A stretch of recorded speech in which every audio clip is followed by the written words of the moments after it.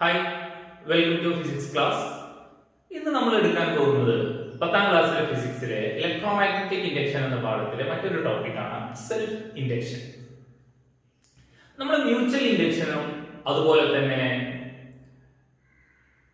Electromagnetic ഇൻഡക്ഷനൊക്കെ വളരെ വിശദമായിട്ട് നമ്മൾ പഠിച്ചു. മ്യൂച്വൽ ഇൻഡക്ഷനിൽ ഞാനൊരു കാര്യം പറഞ്ഞു. when a current changes in a circuit, when the current flowing through a circuit changes, a varying magnetic field is produced around the circuit or around the solenoid. When two coils are kept together, if the current changes in one of the circuit, an EMF is induced in the other. ഇതൊക്കെയാണ് mutual ഇൻഡക്ഷനിൽ നമ്മൾ പഠിച്ചത്. അതായത് രണ്ട് കോയിലുകളുണ്ട്. ഏതെങ്കിലും ഒരു കോയിലിൽ കറണ്ടിൽ വ്യത്യാസം വന്നാൽ രണ്ടാമത്തേതിൽ എന്ത് ചെയ്യുന്നു? ഒരു EMF ഇൻഡ്യൂസ് ചെയ്യുന്നു. അത് മ്യൂച്വൽ ഇൻഡക്ഷൻ ആണ്. ഇന്ന് നമ്മൾ ഡിസ്കസ് ചെയ്യാൻ പോകുന്നത് മറ്റൊരു കാര്യമാണ് സെൽഫ് ഇൻഡക്ഷൻ. നമുക്കറിയാം, when a varying current flowing through a solenoid, a varying magnetic field is produced around the coil. അതായത് ഒരു കോയിലിലൂടെ, ഒരു കമ്പിച്ചുരുളിലൂടെ ഒരു കറണ്ട് ദിശ മാറിക്കൊണ്ടിരിക്കുന്ന, ഒരു ഓൾട്ടർനേറ്റിംഗ് കറണ്ട് ദിശ മാറിക്കൊണ്ടിരിക്കുന്ന ഏറ്റക്കുറച്ചിലുള്ള ഒരു കറണ്ട് ഒരു കമ്പിച്ചുരുളിലൂടെ കടന്നു പോകുമ്പോൾ ആ കമ്പിച്ചുരുളിന് ചുറ്റും തുടർച്ചയായിട്ട് വ്യത്യാസം വരുന്ന ഒരു കാന്തിക മണ്ഡലം രൂപപ്പെടുന്നു, അല്ലെങ്കിൽ അതിനു ചുറ്റും രൂപപ്പെടുന്ന കാന്തിക മണ്ഡലത്തിലും വ്യത്യാസം വരുന്നു. നമ്മൾ ഇന്നിവിടെ രണ്ട് സർക്യൂട്ട് നമുക്ക് പരിചയപ്പെടാം. നോക്കൂ, എന്താണ് സർക്യൂട്ടിന്റെ പ്രത്യേകത? രണ്ടും ഒരുപോലെയാണ്. പക്ഷെ വ്യത്യാസം എന്ന് പറയുന്നത്, ഇവിടെ 6 വോൾട്ട് DC ആണ്, ഇവിടെ തന്നെ എന്താണ് 6 വോൾട്ട് AC ആണ്. 6 വോൾട്ട് DC ഉണ്ട്, 6 വോൾട്ട് AC ഉണ്ട്. എന്നാൽ നമ്മൾ രണ്ടിന്റെയും സ്വിച്ച് ഓൺ ചെയ്യും. രണ്ട് സർക്യൂട്ടിന്റെയും സ്വിച്ച് ഓൺ ചെയ്ത് കഴിഞ്ഞാൽ രണ്ട് സർക്യൂട്ടിലും എന്ത് ചെയ്യും? ബൾബ് കത്തും. നോക്കൂ, രണ്ടും 3 വാട്ടിന്റെ ബൾബാണ്. 6 വോൾട്ട് AC കൊടുത്തിട്ടുണ്ട്. യഥാർത്ഥത്തിൽ രണ്ടിനും ഒരേ ബ്രൈറ്റ്നസ്, ഒരേ പ്രകാശം കിട്ടണം. പക്ഷേ നമുക്കൊരു കാര്യം കാണാൻ സാധിക്കും. 3 വോൾട്ട് ഈ 6 വോൾട്ട് AC കൊടുത്ത ബൾബിന്റെ ഇന്റൻസിറ്റി, ബ്രൈറ്റ്നസ്, പ്രകാശ തീവ്രത കുറയുന്നു. രണ്ടും കൂടി താരതമ്യം ചെയ്യണം. അപ്പോ 6 വോൾട്ട് നമ്മൾ DC കൊടുത്തു, 6 വോൾട്ട് AC കൊടുത്തു, ഒരേപോലത്തെ കമ്പിച്ചുരുളാണ്. പക്ഷേ ഇവിടെ AC കൊടുത്ത സ്ഥലത്ത് ബൾബിന്റെ പ്രകാശ തീവ്രതയിൽ എന്ത് ചെയ്യുന്നു? മാറ്റം ഉണ്ടാകുന്നു, കുറയുന്നു. അപ്പൊ ബൾബിന്റെ ഇന്റൻസിറ്റി കുറയുന്നു. അതിനുശേഷം നമ്മൾ എന്ത് ചെയ്യുന്നു? രണ്ട് സർക്യൂട്ടിന്റെ ഈ കമ്പിച്ചുരുളിന്റെ ഉള്ളിലേക്ക് നമ്മൾ സോഫ്റ്റ് അയൺ കോർ അല്ലെങ്കിൽ പച്ചിരുമ്പ് കോർ നമ്മൾ ഇതിന്റെ ഉള്ളിലേക്ക് വെക്കുന്നു. പച്ചിരുമ്പിന്റെ കഷ്ണം നമ്മൾ ഇതിന്റെ ഉള്ളിലേക്ക് വെക്കുന്നു. അപ്പൊ സോഫ്റ്റ് അയൺ കോർ ഇങ്ങനെ നമ്മൾ ഈ സർക്യൂട്ടിൽ ഇങ്ങനെ കാണിച്ചു കഴിഞ്ഞാൽ അതിന്റെ അർത്ഥം എന്താണ്? അതിന്റെ ഉള്ളിൽ സോഫ്റ്റ് അയൺ കോർ ഉണ്ട്, പച്ചിരുമ്പ് കോർ ഉണ്ട്. അതില്ല എന്നുണ്ടെങ്കിൽ സോഫ്റ്റ് അയൺ കോർ ഇല്ല. പച്ചിരുമ്പ് കോർ അല്ലെങ്കിൽ സോഫ്റ്റ് അയൺ കോർ വെച്ചപ്പോൾ നമ്മൾ DC കൊടുത്ത സർക്യൂട്ടിലെ ബൾബിന്റെ ഇന്റൻസിറ്റിക്ക്, പ്രകാശ തീവ്രതയ്ക്ക് യാതൊരു മാറ്റവും സംഭവിച്ചില്ല. എന്നാൽ ഈ സർക്യൂട്ടില്, അതായത് നേരത്തെ ഓൾറെഡി എന്ത് ചെയ്തിട്ടുണ്ട്? കമ്പിച്ചുരുള് മാത്രമായപ്പോൾ, സോളിനോയിഡ് മാത്രമായപ്പോൾ തന്നെ ഇതിന്റെ ഇന്റൻസിറ്റി കുറഞ്ഞിട്ടുണ്ട്. ഇതുമായിട്ട് താരതമ്യം ചെയ്യുമ്പോൾ നമ്മൾ സോഫ്റ്റ് അയൺ കോർ വെച്ചപ്പോ ബൾബിന്റെ ഇന്റൻസിറ്റി ഒന്നുകൂടി കുറഞ്ഞു. ബൾബിന്റെ ഇന്റൻസിറ്റി റെഡ്യൂസ് ചെയ്തു. അപ്പൊ ബൾബിന് മിനിമം ഇന്റൻസിറ്റി കിട്ടുന്നത് എപ്പോഴാണ്? ബൾബിന് ഏറ്റവും കുറവ് ഇന്റൻസിറ്റി അല്ലെങ്കിൽ ഏറ്റവും കുറഞ്ഞ പ്രകാശം ലഭിക്കുന്നത് എപ്പോഴാണ്? AC വേണം, കമ്പിച്ചുരുളിന്റെ ഉള്ളിൽ എന്ത് വേണം? സോളിനോയിഡ് വേണം. അപ്പൊ ACയും സോളിനോയിഡും വെച്ചാൽ, ACയും സോളിനോയിഡുമായാൽ ബൾബിന്റെ ഇന്റൻസിറ്റി കുറയുന്നു. അതിന്റെ ഉള്ളിൽ സോഫ്റ്റ് അയൺ കോർ അല്ലെങ്കിൽ പച്ചിരുമ്പ് കോറിന്റെ പീസ് വെച്ചാൽ ബൾബിന്റെ ഇന്റൻസിറ്റി, പ്രകാശ തീവ്രത എന്ത് ചെയ്യുന്നു? വീണ്ടും കുറയുന്നു. പക്ഷെ ഇവിടെ എന്തില്ല? ഇവിടെ കമ്പിച്ചുരുൾ വെച്ചാലും വെച്ചിട്ടില്ലെങ്കിലൊന്നും ബൾബിന്റെ ഇന്റൻസിറ്റിക്ക് യാതൊരു മാറ്റവും വരുന്നില്ല. അപ്പൊ എന്തായിരിക്കും ഇതിന് കാരണം? നമുക്ക് മ്യൂച്വൽ ഇൻഡക്ഷനിൽ പറഞ്ഞതിന്റെ മറ്റൊരു രീതിയിൽ ഇതിനെ പറയാം. ഞാൻ പറഞ്ഞു തന്നിട്ടുണ്ട്, ഒരു സർക്യൂട്ടിലൂടെ ഒരു കമ്പിച്ചുരുളിലൂടെ കറണ്ട് കടന്നു പോകുമ്പോൾ ആ കമ്പിച്ചുരുളിന് ചുറ്റും എന്ത് രൂപപ്പെടുന്നു? ഒരു കാന്തിക മണ്ഡലം രൂപപ്പെടുന്നു. When an electric current flowing through a circuit or a coil, a magnetic field is produced around the coil. ഈ കോയിലിന് ചുറ്റും എന്ത് രൂപപ്പെടുന്നു? എന്ത് പ്രൊഡ്യൂസ് ചെയ്യുന്നു? ഒരു കാന്തിക മണ്ഡലം രൂപപ്പെടുന്നു. അങ്ങനെയാണെങ്കിൽ ഇവിടെ AC DC ആണ് കൊടുക്കുന്നത്, ഇവിടെ AC ആണ് കൊടുക്കുന്നത്. ഇവിടെ കറണ്ടിന് ഒരു മാറ്റവും ഉണ്ടാവില്ല. കാരണം ബാറ്ററിയാണ്, DC ആണ്, ഒരേ ദിശയിൽ ഒഴുകുന്ന, ഒരേ ഡയറക്ഷനിൽ ഫ്ലോ ചെയ്യുന്ന, ഏറ്റക്കുറച്ചിലില്ലാത്ത, വേരിയേഷൻ ഒന്നുമില്ലാത്ത ഒരു വൈദ്യുതിയാണ് ഇതിലൂടെ കറണ്ട് കടന്നു പോകുന്നത്. സ്വാഭാവികമായിട്ടും ഈ കാന്തിക മണ്ഡലത്തിന് ഒരു മാറ്റവും ഉണ്ടാവും. പക്ഷെ ഇവിടെ അങ്ങനെയല്ല. ഇവിടെ എന്താ സംഭവിക്കുന്നത്? ഈ കമ്പിച്ചുരുളിലൂടെ കറണ്ട് കടന്നു പോകുമ്പോൾ കമ്പിച്ചുരുളിന് എന്ത് ചെയ്യുന്നു? ചുറ്റും ഒരു കാന്തിക മണ്ഡലം ഉണ്ടാവും, മാഗ്നറ്റിക് ഫീൽഡ് പ്രൊഡ്യൂസ് ചെയ്യും. ഇവിടുത്തെ AC എന്ന് പറയുന്നത് തുടർച്ചയായിട്ട് ദിശ മാറിക്കൊണ്ടിരിക്കുന്ന കറണ്ടാണ്, ഓൾട്ടർനേറ്റിംഗ് കറണ്ടാണ്. ഈ ദിശ മാറിക്കൊണ്ടിരിക്കുന്ന കറണ്ട് കാരണം എന്ത് ചെയ്യുന്നു? ഇവിടുത്തെ കാന്തിക മണ്ഡലത്തിന്റെയും ദിശ മാറുന്നു. Direction of magnetic field changes alternately. കാരണം എന്താ? ഇവിടുത്തെ magnetic field depends on the current. ഇവിടുത്തെ കാന്തിക മണ്ഡലം ആരെ ആശ്രയിക്കുന്നുണ്ട്? കറണ്ടിനെ ആശ്രയിക്കുന്നുണ്ട്. അപ്പൊ കറണ്ടിന്റെ ദിശയിൽ വ്യത്യാസം വരുമ്പോൾ മാഗ്നറ്റിക് ഫീൽഡിന്റെ ദിശയിലും എന്ത് ചെയ്യുന്നു? വ്യത്യാസം വരുന്നു. കാന്തിക മണ്ഡലത്തിന്റെ ദിശയിൽ മാഗ്നറ്റിക് ഫീൽഡിന്റെ ഡയറക്ഷൻ ചേഞ്ച് ചെയ്യുന്നു. അപ്പൊ എന്ത് സംഭവിക്കും? നോക്കൂ, ഇവിടെ ഒരു കമ്പിച്ചുരുളുണ്ട് അല്ലെ? ഈ കമ്പിച്ചുരുളിന് ചുറ്റുമുള്ള കാന്തിക മണ്ഡലത്തിൽ വ്യത്യാസം വരുന്നില്ലേ? വ്യത്യാസം വരുന്നത് എന്തുകൊണ്ടാണ്? ഈ കറണ്ടിൽ വ്യത്യാസം വരുന്നത് കൊണ്ടാണ്. അപ്പൊ ഈ കമ്പിച്ചുരുളിന് ചുറ്റുമുള്ള കാന്തിക മണ്ഡലത്തിൽ വ്യത്യാസം വന്നാൽ when a magnetic flux linked with a circuit changes, an EMF is induced in the circuit. അപ്പൊ ഇവിടുത്തെ ഈ കമ്പിച്ചുരുളിലുള്ള കറണ്ടിൽ വ്യത്യാസം വരുന്നതിന്റെ ഫലമായി ഈ കമ്പിച്ചുരുളിന്റെ ഉള്ളിൽ തന്നെ എന്ത് രൂപപ്പെടുന്നു? ഒരു EMF രൂപപ്പെടുന്നു. ഈ EMF-നെയാണ് നമ്മൾ എന്ത് പറയുന്നത്? ബാക്ക് EMF എന്ന് പറയുന്നത്. അപ്പൊ ഈ സർക്യൂട്ടിൽ ഉള്ള കറണ്ടിൽ വ്യത്യാസം വരുമ്പോൾ ഈ സർക്യൂട്ടിൽ തന്നെ എന്ത് ചെയ്യുന്നു? ഒരു ബാക്ക് EMF ഉണ്ടാവും. എന്തുകൊണ്ടാണ് ഇതിനെ ബാക്ക് EMF എന്ന് പറയുന്നത്? The EMF induced in the circuit is always opposite, is in the direction that opposes the applied voltage. അതായത് ഇവിടെ ഉണ്ടാകുന്ന പ്രേരിത EMF എന്തിന്റെ നേരെ എതിർദിശയിലാണ്? നമ്മൾ കൊടുക്കുന്ന വോൾട്ടേജിന്റെ നേരെ എതിർദിശയിലായിരിക്കും. സ്വാഭാവികമായിട്ടും ബൾബിന് കിട്ടുന്ന വോൾട്ടേജ് എന്ത് ചെയ്യുന്നു? കുറയുന്നു. ഇവിടെ ബൾബിന് 6 വോൾട്ട് മുഴുവനായിട്ട് കിട്ടും, പക്ഷെ ഇവിടെ കിട്ടില്ല. ഞാൻ വിശദീകരിച്ചു തരാം. അപ്പൊ നമ്മൾ എന്ത് ചെയ്യുന്നു? 6 വോൾട്ട് AC കൊടുത്തു. 6 വോൾട്ട് AC കൊടുത്ത് ഇതിന്റെ ഉള്ളിലുള്ള കറണ്ടിൽ വ്യത്യാസം വരുമ്പോൾ കാന്തിക മണ്ഡലം ഉണ്ടാവും. കാന്തിക മണ്ഡലത്തിൽ വ്യത്യാസം വരും, എത്തുന്നുണ്ടാവും, EMF ഉണ്ടാവും. ഈ EMF എന്താണ്? ഇതിന്റെ നേരെ എതിർദിശയിലാണ്. അപ്പൊ നമ്മൾ ഇവിടെ ഉണ്ടായത്, നമ്മൾ 6 വോൾട്ട് AC ആണ് കൊടുത്തത്. ഇവിടെ ഉണ്ടായത് 1 വോൾട്ട് ആണെന്ന് വിചാരിക്കുക. അതെന്താണ്? നേരെ എതിർദിശയിലല്ലേ? അപ്പൊ നമ്മൾ നെഗറ്റീവ് കൊടുക്കും. അപ്പൊ ഇതിന് കിട്ടേണ്ട ആകെ വോൾട്ടേജ് എന്താ? 6 നമ്മൾ കൊടുത്തു, 1 തിരിച്ച് ഇങ്ങോട്ട് വന്നു. അപ്പൊ എത്ര വോൾട്ട് ഉണ്ടാവും? 5 വോൾട്ട് ഉണ്ടാവും. അതാണ് ഇവിടെ ബൾബിന് പ്രകാശ തീവ്രത വ്യത്യാസം വരാത്തതും ഇവിടെ കുറയുന്നത്. അപ്പൊ കമ്പിച്ചുരുള് മാത്രമായപ്പോൾ ഒരു തീവ്രത, ഒരു ഇന്റൻസിറ്റി, അതിനുള്ളിൽ സോഫ്റ്റ് അയൺ കോർ വെച്ചപ്പോൾ, പച്ചിരുമ്പ് കോർ വെച്ചപ്പോൾ പ്രകാശ തീവ്രത വീണ്ടും കുറഞ്ഞു. എന്താ കാരണം? നമുക്കറിയാം, ഈ സോഫ്റ്റ് അയൺ കോറിന്റെ പ്രസൻസ് ഇവിടെ ഇൻഡ്യൂസ് ചെയ്യുന്ന മാഗ്നറ്റിക് ഫീൽഡിന്റെ സ്ട്രെങ്തിനെ കൂട്ടും. ഇവിടുത്തെ പച്ചിരുമ്പ് കോറിന്റെ സാന്നിധ്യം ഇവിടെ രൂപപ്പെടുന്ന കാന്തിക മണ്ഡലത്തിന്റെ ശക്തി കൂടും. അപ്പൊ മാഗ്നറ്റിക് ഫീൽഡിന്റെ സ്ട്രെങ്ത് കൂടുമ്പോൾ ഇവിടെ ഇൻഡ്യൂസ് ചെയ്യുന്ന EMF കൂടും. അപ്പൊ ബാക്ക് EMF കൂടും. അപ്പൊ സോഫ്റ്റ് അയൺ കോർ വെച്ചപ്പോൾ ബാക്ക് EMF കൂടുന്നു. അതുവഴി ഇവിടെ കൊടുക്കുന്ന അപ്ലൈഡ് വോൾട്ടേജ് ഈ ബൾബിന് കിട്ടുമ്പോൾ എന്ത് ചെയ്യും? കുറയും, വീണ്ടും കുറയും. ഇങ്ങനെ ബാക്ക് EMF കൂടുന്തോറും ഈ വാല്യൂ കൂടുന്നു. അപ്പൊ ബൾബിന് കിട്ടുന്ന വോൾട്ടേജ് കുറയുന്നു. ഇതാണ് സെൽഫ് ഇൻഡക്ഷൻ. അപ്പൊ സെൽഫ് ഇൻഡക്ഷൻ എന്ന് പറഞ്ഞാൽ എന്താണ്?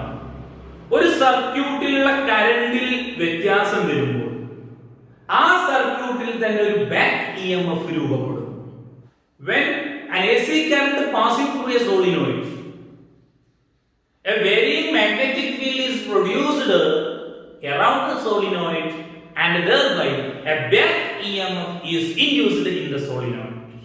Back EMF is always in the opposite direction of the applied voltage. So back EMF എന്ന് പറയുന്നത് നമ്മൾ അപ്ലൈ ചെയ്ത വോൾട്ടേജിന്റെ നേരെ എതിർദിശയിൽ. അപ്പൊ എങ്ങനെ പറയാം? ഒരു സോളിനോയിഡിലൂടെ, ഒരു കമ്പിച്ചുരുളിലൂടെ ഒരു AC കടന്നു പോകുമ്പോൾ, വേരിയിങ് കറന്റ് കടന്നു പോകുമ്പോൾ ആ കമ്പിച്ചുരുളിൽ ഒരു ബാക്ക് EMF ഉണ്ടാകുന്നു. ഈ ബാക്ക് EMF നമ്മൾ കൊടുക്കുന്ന വോൾട്ടേജിന്റെ നേരെ എതിർ ദിശയിലായിരിക്കും.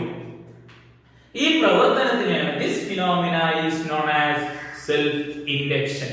അപ്പോൾ സെൽഫ് ഇൻഡക്ഷൻ നമുക്ക് എങ്ങനെ പറയാം? when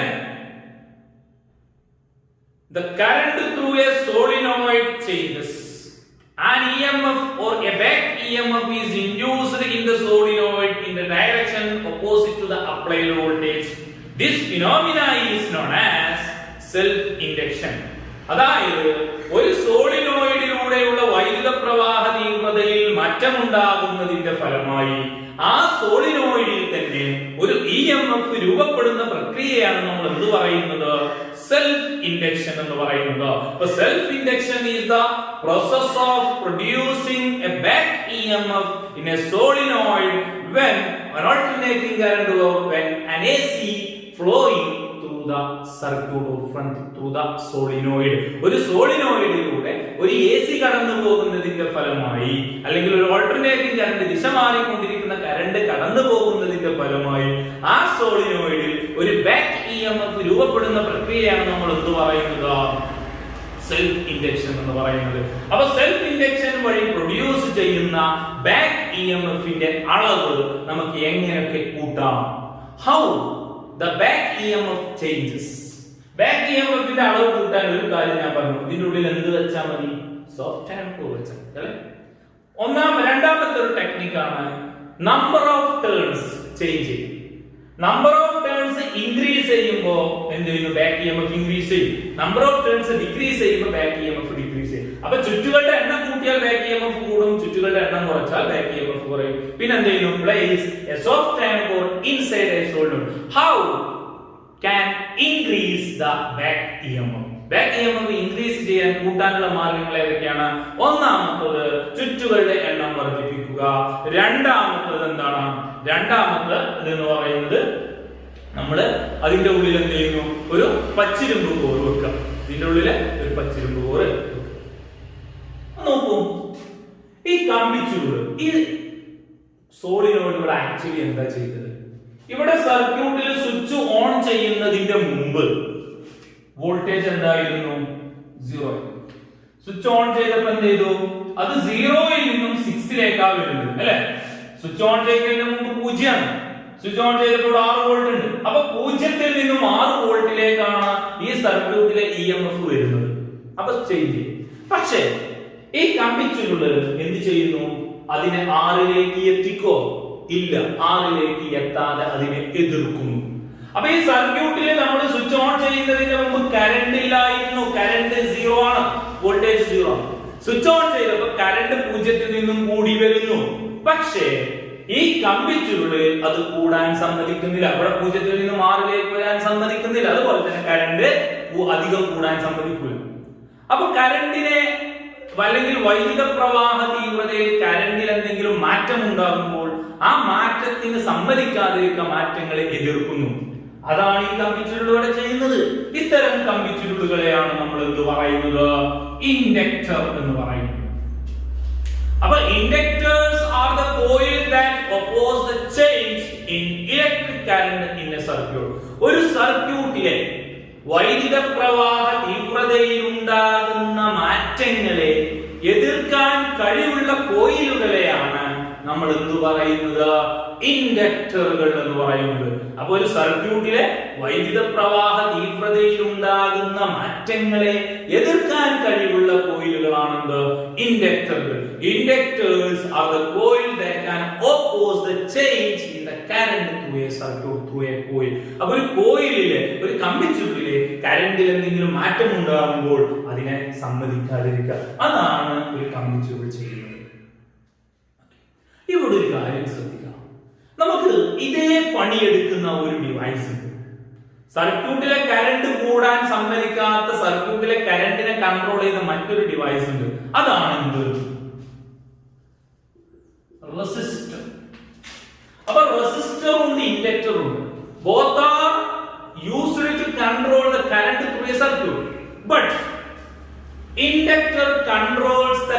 that without any power loss resistor made some power loss.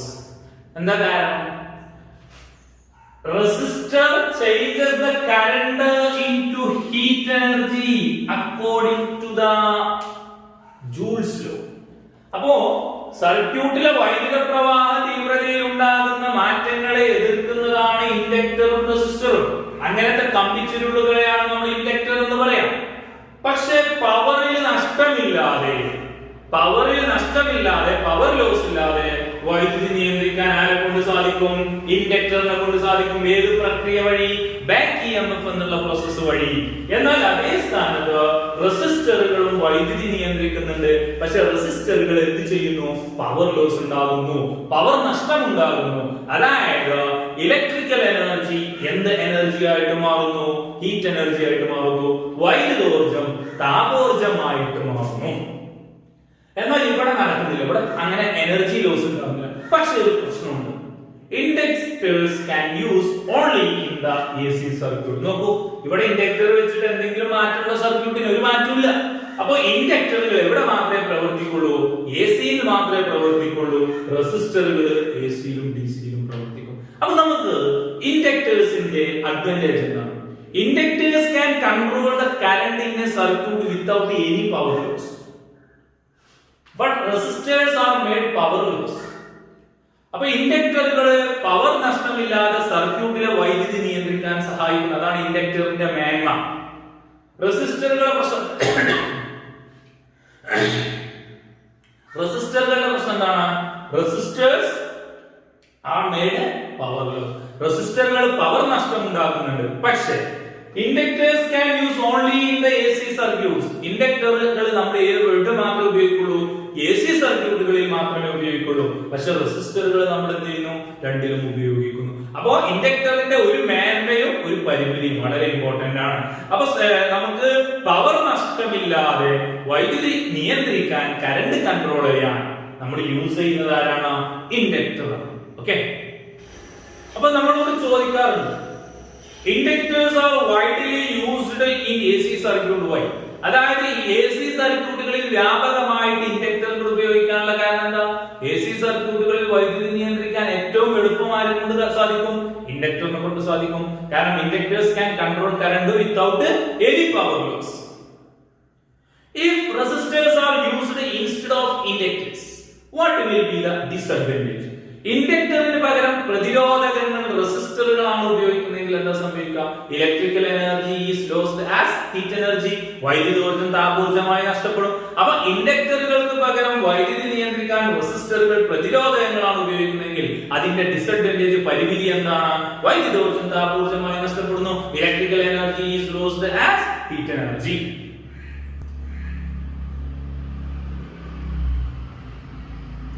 പിന്നെ Inductors are not used in DC circuit. Why?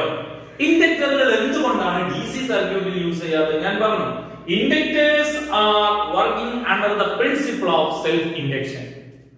Therefore, when an inductor connect in a DC circuit, direct current DC will not change its magnitude or direction. So, back EMF do not produced. അവിടെ back EMF ഉൽപ്പാദിപ്പിക്കപ്പെടുന്നില്ല. അപ്പോൾ ഇൻഡക്ടറുകൾ AC സർക്യൂട്ടിൽ മാത്രമാണ് പ്രവർത്തിക്കുക. എന്തുകൊണ്ട് DCയിൽ പ്രവർത്തിക്കില്ല? അപ്പോൾ നമുക്കറിയാം, ഒരു ഇൻഡക്ടർ DCയിൽ ഘടിപ്പിച്ചാൽ, സർക്യൂട്ടിൽ കണക്ട് ചെയ്താൽ DC ദിശ മാറാത്ത കറണ്ടാണ് പ്രവഹിക്കുന്നത്. അതുകൊണ്ട് തന്നെ ഇവിടെ ആര് ഉൽപ്പാദിപ്പിക്കൂല? ബാക്ക് EMF പ്രൊഡ്യൂസ് ചെയ്യൂല. അതുകൊണ്ടാണ് ഇൻഡക്ടറുകൾ നമ്മൾ എന്ത് ചെയ്യുന്നത്? ഇവിടെ ഉപയോഗിക്കാത്തത്. ഓക്കെ, സെൽഫ് ഇൻഡക്ഷൻ വളരെ പ്രധാനപ്പെട്ട ഒരു ടോപ്പിക്കാണ്. നിങ്ങൾക്ക് മനസ്സിലായി വിചാരിക്കുന്നു. നമുക്ക് ഇന്ന് ഇവിടെ അവസാനിപ്പിക്കാം. ബാക്കി നമുക്ക് അടുത്ത ക്ലാസ്സിൽ ഇതിന്റെ ബാക്കി എടുക്കാം. ഇനി നമുക്ക് എടുക്കാനുള്ളത് പ്രധാനപ്പെട്ട ഒരു ഡിവൈസിനെ കുറിച്ച് കാണാം. Moving coil, microphone. വളരെ പ്രധാനപ്പെട്ട ഒരു ടോപ്പിക് കൂടിയാണ്. അപ്പൊ നമുക്ക് അതിവിടെ അവസാനിപ്പിക്കാം. Okay, see you in the next class.